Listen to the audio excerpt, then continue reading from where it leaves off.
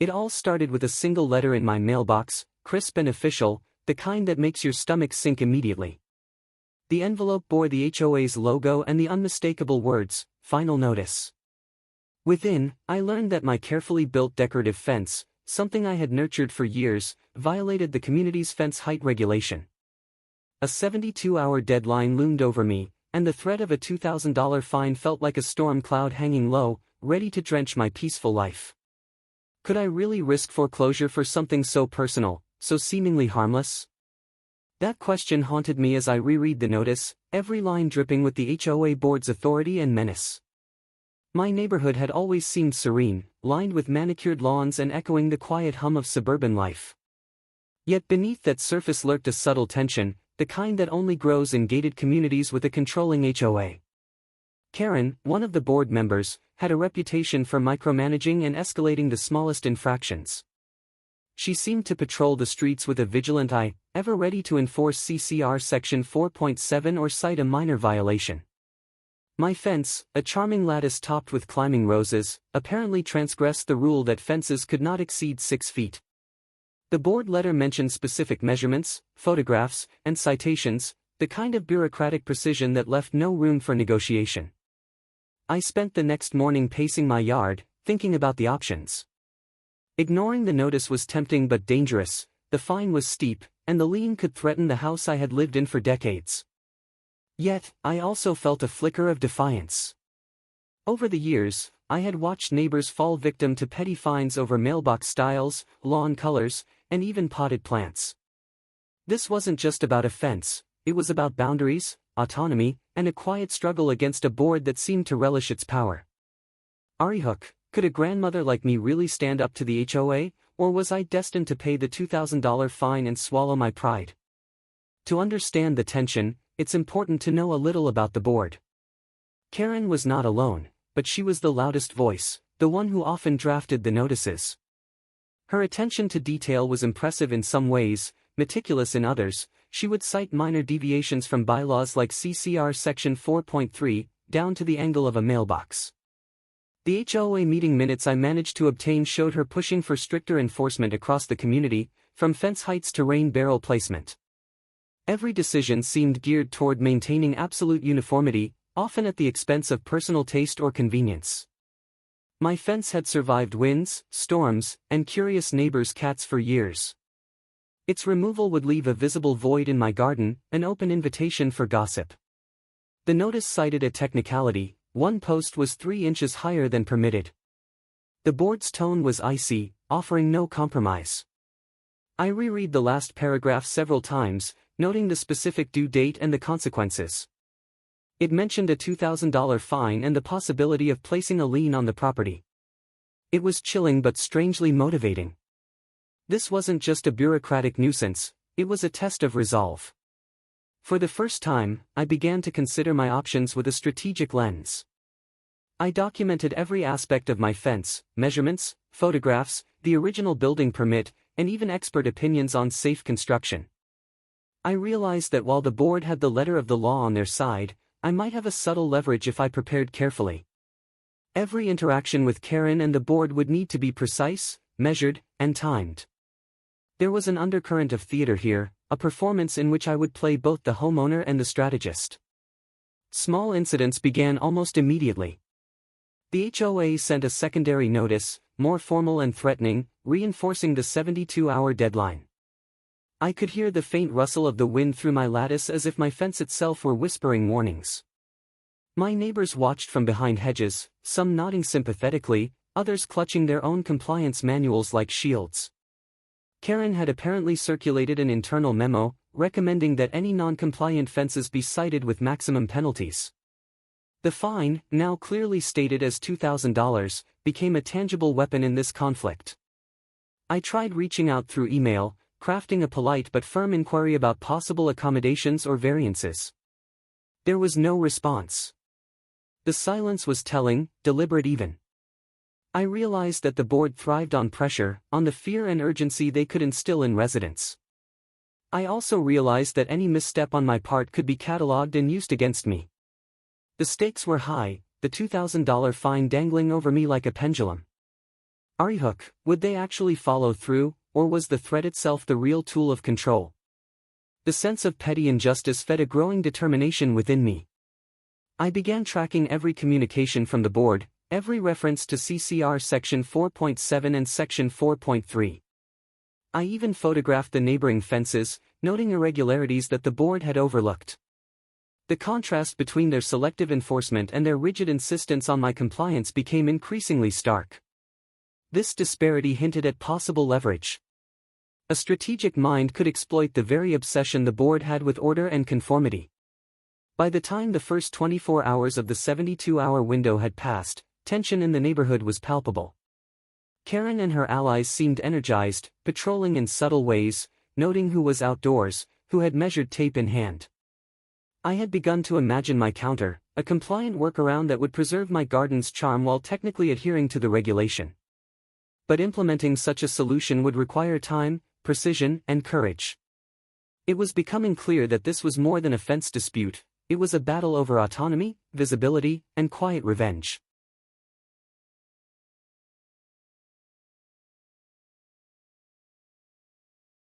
As the second day unfolded, the tension escalated. The board sent yet another email, now attaching a measurement report conducted by an external inspector. Their language was clinical but threatening. Every inch above 6 feet was noted, every deviation documented. I felt the weight of those numbers pressing down on me, the threat of the $2,000 fine no longer abstract but real and immediate. I walked the perimeter of my property, tape measure in hand, rechecking the fence post heights, making mental notes on how to adjust the top lattice slightly without dismantling the entire structure.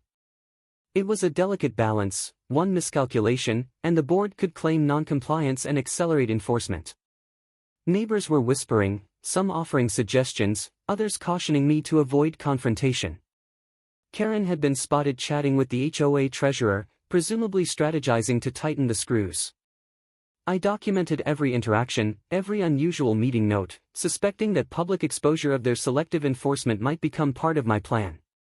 I also discovered that one of the internal memos, accidentally left visible on a table at a neighborhood social, mentioned maximum fines and swift lien action against non-compliant fences. That memo became my first piece of evidence for leverage in the quiet war that was unfolding. By the late afternoon, I noticed subtle changes in the neighborhood. Cars seemed to slow near my driveway, and a drone-like whirring could be heard overhead. The HOA had apparently hired an inspection service. Every footstep in my yard felt heavier, every glance from behind curtains more pointed. My strategy began to crystallize. I could adhere to the rule in appearance, tweak my fence just enough, and create a scenario where the board's threats would lose credibility if enforced too aggressively. But doing so required meticulous calculation. One small error could convert a manageable fine into an irreversible lien, or worse, the start of foreclosure proceedings. Hook, could a simple adjustment be enough to challenge an entire board's authority without losing everything I'd built? I spent hours sketching modifications to the lattice top, measuring precisely 3 inches off the offending posts. While doing so, I also discovered an overlooked clause in CCR Section 4.3, allowing minor variances under special circumstances, something Karen and her allies seemed to have ignored. This loophole became my secret weapon, the hinge upon which the conflict could turn. I gathered photographs of the posts before modification, noting every detail for future reference, in case the board tried to dispute my compliance. Every piece of documentation was a thread in a web of potential defense, an invisible net beneath me as I navigated the looming deadline. The third day arrived with a biting wind that rattled the lattice across the yard.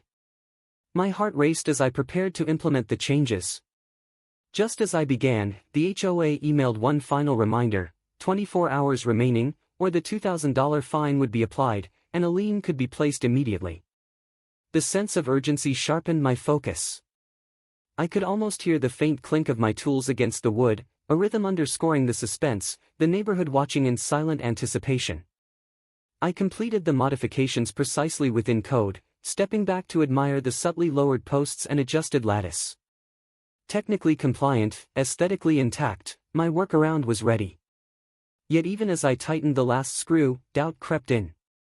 Would Karen spot the discrepancy? Would she argue semantics, height, or angle? I decided to preemptively photograph everything again, creating a timestamped record that could counter any claim of non-compliance. I drafted a polite email to the board, explaining the adjustments and referencing CCR Section 4.3, attaching photographic evidence. My move was calculated. I wasn't defying them outright, but I was setting the stage for leverage. Despite my meticulous efforts, the board didn't respond immediately. Silence became a weapon, a tension amplifier. I received a sudden phone call from the HOA president, his tone curt but formal. He referenced immediate compliance and hinted that the $2,000 fine might be applied regardless, using language that implied the board's discretion was absolute. This felt like a trap. Their insistence on enforcement created a dual problem: comply and lose dignity, or resist and risk financial consequence. Could patience, documentation, and strategic exposure of board behavior overturn their rigid narrative before the deadline passed?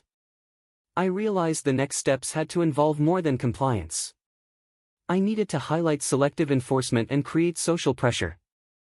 I began organizing evidence of neighbors whose fences were slightly higher or adorned differently, documenting inconsistencies that Karen had ignored. Every detail counted: angles, heights, even photographic proof of prior approvals. This collection was becoming a weapon, one that would turn the board's own obsession with order against them. By mid-afternoon, Karen made her presence visible again, inspecting fences personally. I resisted immediate confrontation, knowing that any slip could be used against me. Instead, I continued gathering comparative photographs, noting discrepancies across the cul-de-sac. I even reached out to one neighbor who had previously been fined over mailbox compliance, learning about their experience and collecting supporting documentation. The pattern became clear: fines were selectively applied, sometimes based on personal grievances or neighborhood politics. The realization was satisfying, planting the seeds of a strategy that could quietly undermine Karen's authority. Every move I made had to be careful. I documented each step, maintained correspondence, and avoided public complaints that could backfire. The 72-hour window was shrinking, yet the weight of potential leverage made me feel empowered. The fine was no longer just a threat, it became a focal point of a carefully orchestrated chess game. Recap at 24:00. The board pushed harder than ever, invoking CCR Section 4.3 and threatening lien placement while ignoring neighboring infractions. My documentation, strategic tweaks, and photographic evidence were the seeds of a subtle but potent counterattack against their rigid enforcement. With evidence in hand, I prepared to escalate my response. The next step required not confrontation but precision, emails, timing, and the right moment to highlight board inconsistency. I mapped out which communications to send, when to circulate photographs, and how to subtly expose selective enforcement without appearing combative. Every detail mattered. Could this carefully laid plan allow me to turn a looming $2,000 fine into leverage, forcing the board to reconsider without outright defiance? I began reaching out to sympathetic neighbors, gathering signatures and informal support, ensuring I could demonstrate community concern if necessary. The sense of collective observation added weight to my strategy, making it clear that Karen's selective enforcement was not unnoticed. Evidence props, including the original final notice dated May 12 and my updated photographs, were assembled into a coherent record. The HOA, I realized, would be navigating its own precarious position if it chose to act without considering optics.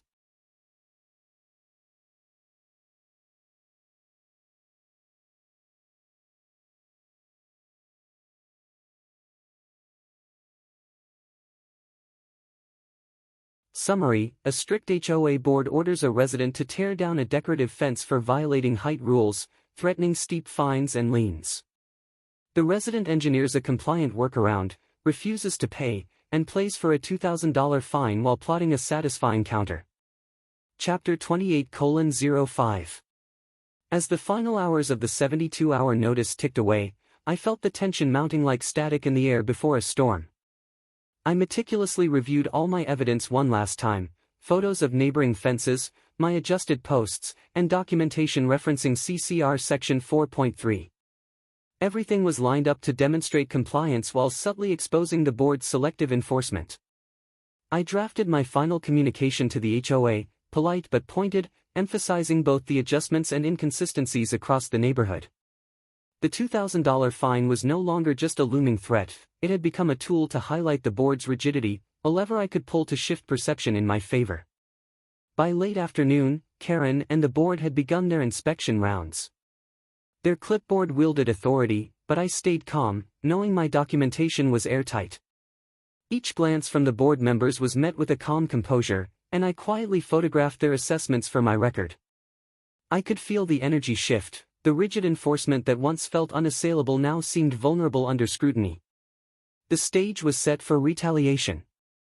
I began circulating evidence among sympathetic neighbors, highlighting inconsistencies in enforcement, all while maintaining a polite distance from the board. My plan was subtle: show that their obsession with uniformity and minor infractions was selective and petty. A few carefully timed emails to the HOA emphasized my compliance and referenced the newly collected evidence, hinting that the community was watching. Hook, could a grandmother quietly rally the neighborhood and turn the board's weaponized fines into a tool for accountability? I realized that timing was crucial. I waited until late evening, when the board's patience was likely at its thinnest, to send a compiled dossier of photos, compliance notes, and documented neighbor discrepancies. The evidence was factual, precise, and visually undeniable. By morning, the board would have to decide whether to proceed with the fine or reconsider enforcement. The suspense of those hours was almost unbearable, yet exhilarating, the sweet tension of strategy in motion. The morning brought the climax. Karen appeared at my fence, clipboard in hand, expecting confrontation. Instead, I calmly presented the compiled evidence, highlighting adjustments and pointing out prior inconsistencies with other fences in the community.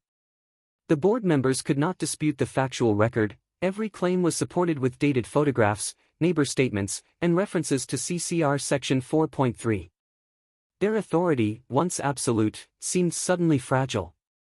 I had maintained compliance, gathered proof, and strategically revealed selective enforcement, all without breaking any rules. The $2,000 fine, which had threatened to be a crushing burden, now hovered as a mere formality, powerless against documentation and community scrutiny. The satisfaction of turning the board's rigid enforcement against them was palpable. The atmosphere shifted from intimidation to acknowledgement. Karen's expression betrayed the recognition that their authority had been tested, and subtly, I had emerged victorious. The neighborhood, which had watched from a distance, began to murmur appreciation. I realized the quiet power of strategic patience, documentation, and small acts of resistance against bureaucratic overreach. In the aftermath, the board formally acknowledged the adjusted compliance, and the $2,000 fine was never applied. My fence stood intact, the lattice climbing with roses as before, and a quiet sense of vindication settled over the yard. I reflected on the ordeal, how minor rules, when weaponized, can become oppressive, and how careful strategy, patience, and evidence can restore balance. The HOA nightmare had transformed into a satisfying HOA revenge story, a tale of standing firm, navigating Karen neighbor drama, and asserting autonomy without confrontation. CTA. Tell me your HOA horror in one line. I want to hear about your battles with rules gone too far. And for the next story, imagine a cul-de-sac torn apart over something as small as a mailbox stile. The board threatens liens, neighbors gossip, and one resident crafts a clever, unexpected comeback that could shake the whole community.